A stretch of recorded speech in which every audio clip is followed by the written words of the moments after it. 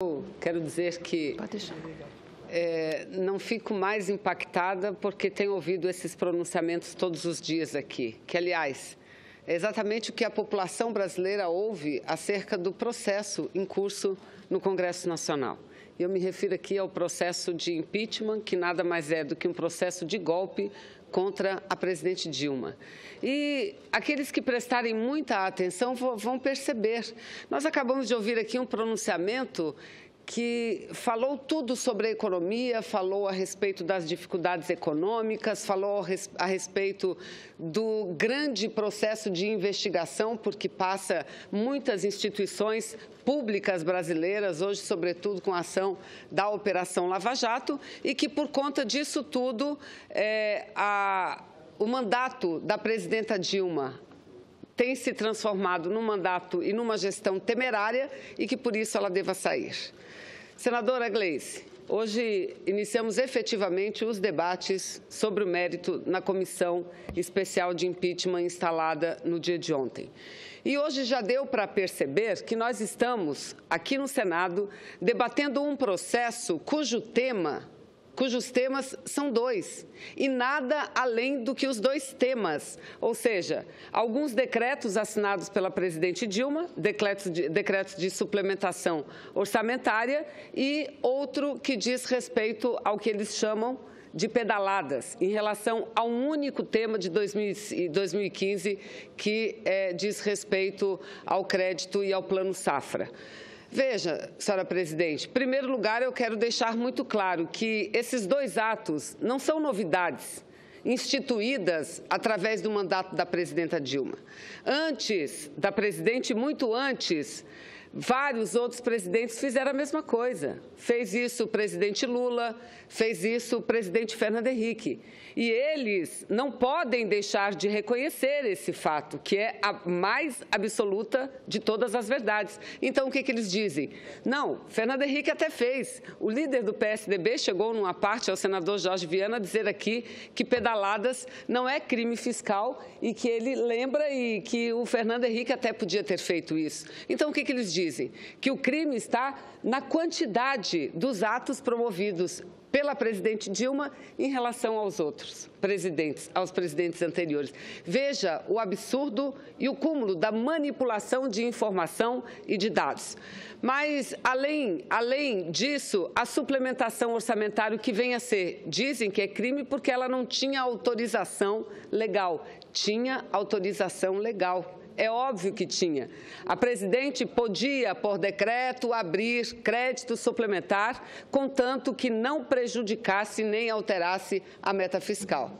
Então, não há novidade nenhuma, muito menos crime nos atos realizados pela presidente Dilma. E por que hoje nós vivemos, então, esse processo de impeachment? Porque eles, que perderam as eleições em 2014, querem assumir o poder a qualquer custo. Aí eu vi aqui um pronunciamento falando das dificuldades que o Brasil vive. Eu acho que precisa falar o que querem transformar o Brasil num futuro muito próximo e que programa de governo querem aplicar no Brasil. Precisamos começar a dialogar e explicar à população o que significa essa ponte para o futuro, que, aliás, é o túnel do passado. E os jornais já estão falando sobre isso todos os dias.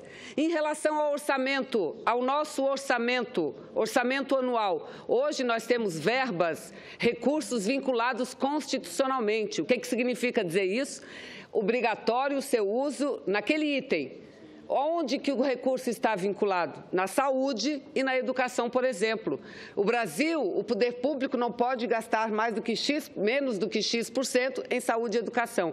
A primeira proposta que eles querem aprovar é acabar com essa vinculação. É o que eles chamam de orçamento base zero, OBZ. Orçamento base zero, para poder aí sim cortar os recursos da saúde, para aí poder sim cortar os recursos da educação. É isso que está em jogo no país. O que nós estamos travando aqui não é um processo de impeachment contra uma presidente, não. O que nós estamos travando aqui é uma luta política que eles estão utilizando o instrumento do impeachment para tirar tirar uma presidente que foi legitimamente eleita no país.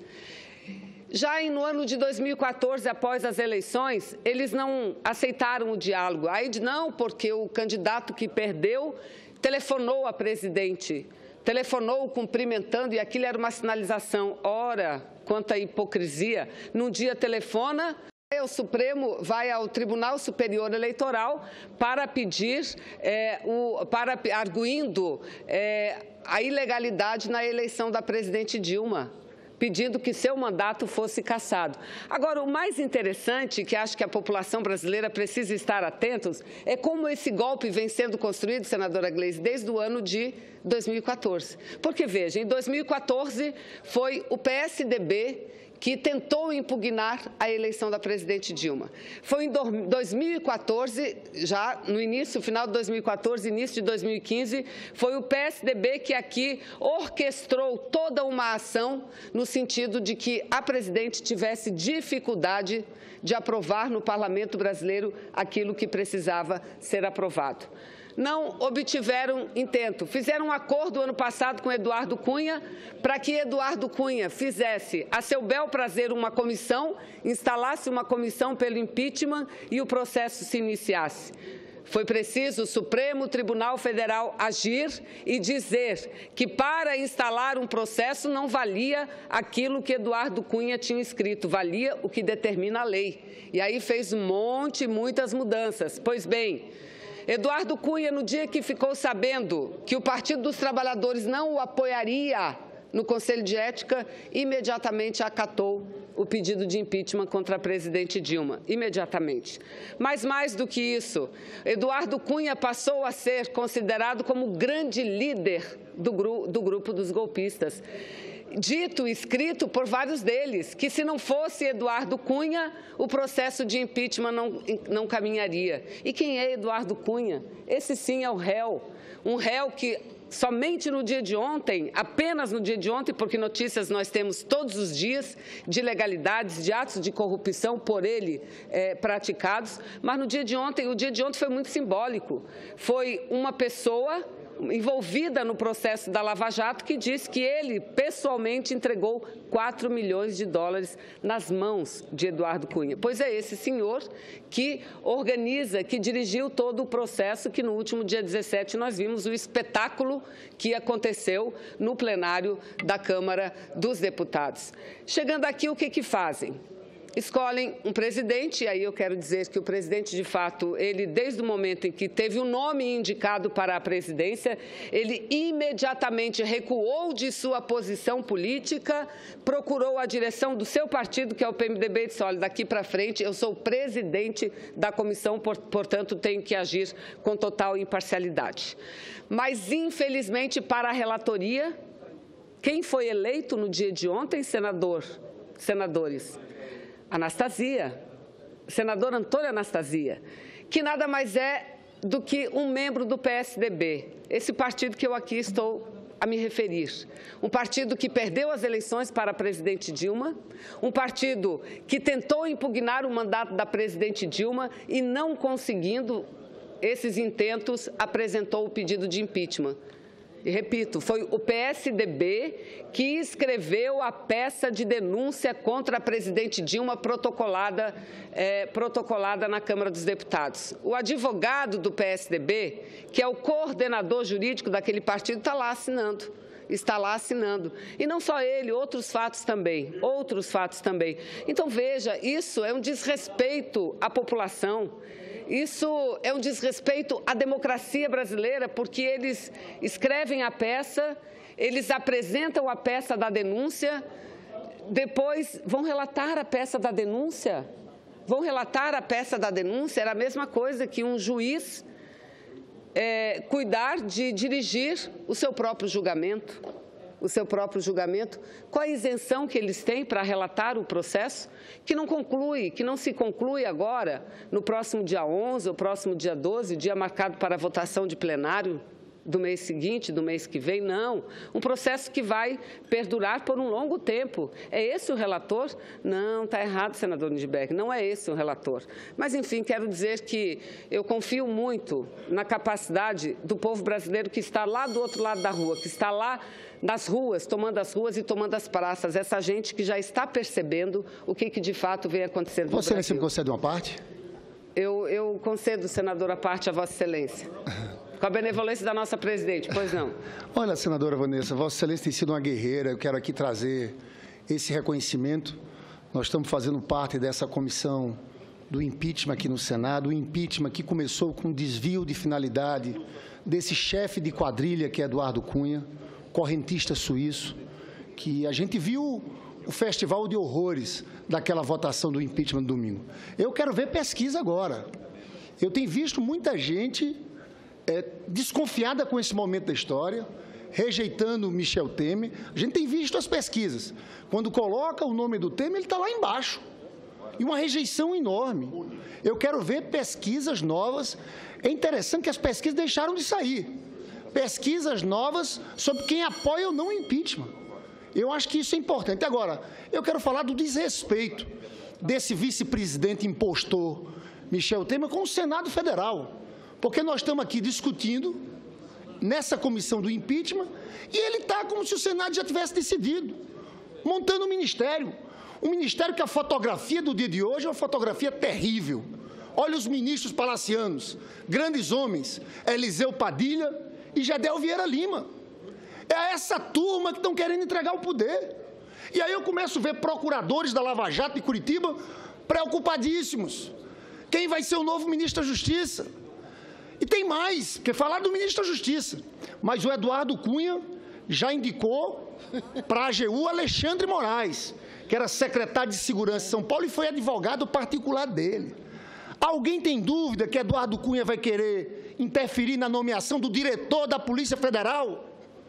Agora, o mais grave, e Vossa Excelência tocou muito bem, a sua fala é precisa, é que eles querem dar um golpe para retirar direito de trabalhadores. Aqui não é por acaso que a Fiesp patrocinou tudo isso. Está lá na Ponte para o Futuro. Não é conversa. Pode ler aqui. Terceirização, fim da política de valorização do salário mínimo, desvinculação do salário mínimo com benefício previdenciário. Pode escrever, essa turma vai fazer essa maldade. As declarações da equipe do Temer eram o seguinte: o Temer não vai aumentar imposto, vai cortar e cortar nesses benefícios. Benefícios previdenciários dos mais pobres, porque 70% de quem recebe aposentadoria recebe um salário mínimo. Eles querem acabar com essa vinculação, o que inclui pessoas com deficiência também, todos aqueles programas sociais. E o centro do programa deles, qual é? É o que Vossa Excelência chamou de OBZ, eu achei interessante, orçamento base zero. Eles querem fazer isso aqui, desvincular todas as receitas, saúde, educação, políticas sociais do governo federal, dos governos estaduais e dos governos municipais. Eu chamo a atenção da população para o impacto disso. Hoje, cada prefeito tem que investir 15% em saúde, 25% em educação. Imagina você tirar essa obrigatoriedade, o colapso que vai existir na ponta. Então, na verdade, essa ponte para o futuro está rasgando o legado do Lula, o legado de Ulisses Guimarães, porque a grande coisa do Ulisses Guimarães foi o segundo capítulo da Constituição Cidadã, que são dos direitos sociais. Nós temos o nosso Estado social, educação e saúde universalizadas, mas ele colocou o quê? Fontes de financiamento. E eles estão querendo fazer isso, senadora Vanessa, com um objetivo central. E eu encerro dizendo isso. É o Deus superávit primário. Eles ficam incomodados porque em momentos como esse que a gente está vivendo, que nós temos déficits, não sobra dinheiro para pagar juros para os rentistas brasileiros. Você só rola dívida. Eles agora, com essa política, o que eles querem? Primeiro, o dinheiro para o superávit primário. O que sobrar, aí você distribui. Aqui, educação, saúde e políticas sociais. Por fim, desculpa aqui o tempo que estou tomando, até o pedido das pedaladas fiscais já tem essa carga ideológica.